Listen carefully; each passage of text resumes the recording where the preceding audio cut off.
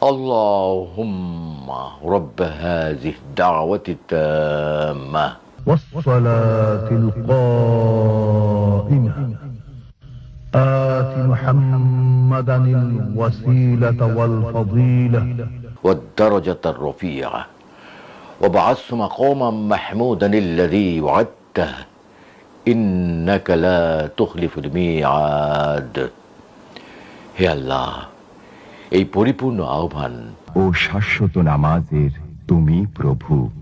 হযরত মুহাম্মদ সাল্লাল্লাহু আলাইহি ওয়াসাল্লামকে দান করো সর্বোচ্চ সম্মানিত স্থান, সুমহান মর্যাদা, এবং বেহেশতের প্রশংসিত স্থানে তুমি তাকে অধিষ্ঠিত করো। নিশ্চয়ই তুমি প্রতিশ্রুতির ব্যতিক্রম করো না। বিজ্ঞাপনে কণ্ঠ দিয়ে আমি লাখের উপরে ডকুমেন্টারি করেছি এবং আমার অভিজ্ঞতা, পাশাপাশি আবৃত্তি। তোমার ছবিটা দেখতে দেখতে ঘুমিয়ে পড়ি মা।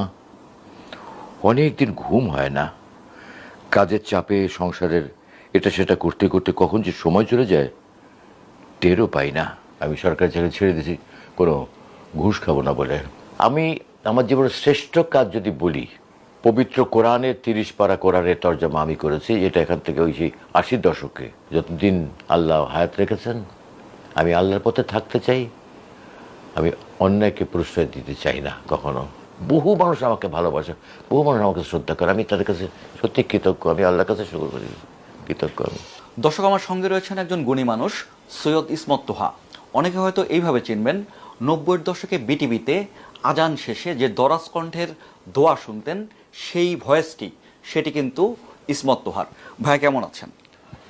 আলহামদুলিল্লাহ ভালো আছি এবং আমি সবসময় ভালো থাকার চেষ্টা করি। আপনার বর্তমান যে অবস্থা, যে কর্মব্যস্ততা, যদি একটু সেটি নিয়ে বলেন।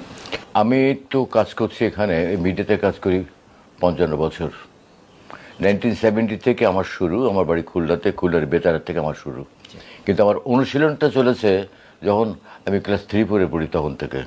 আমার কিন্তু কোনো ওস্তাদ ছিল না, নাইও, এবং কাউকে ফলো করতাম। একটা মানুষ যখন কোনো আর্টিস্ট হতে চায় বা যে কোনো জিনিস হতে গেলে তাকে কিন্তু কাউকে অনুসরণ করতে হয়, কারোর অনুপ্রেরণা লাগে।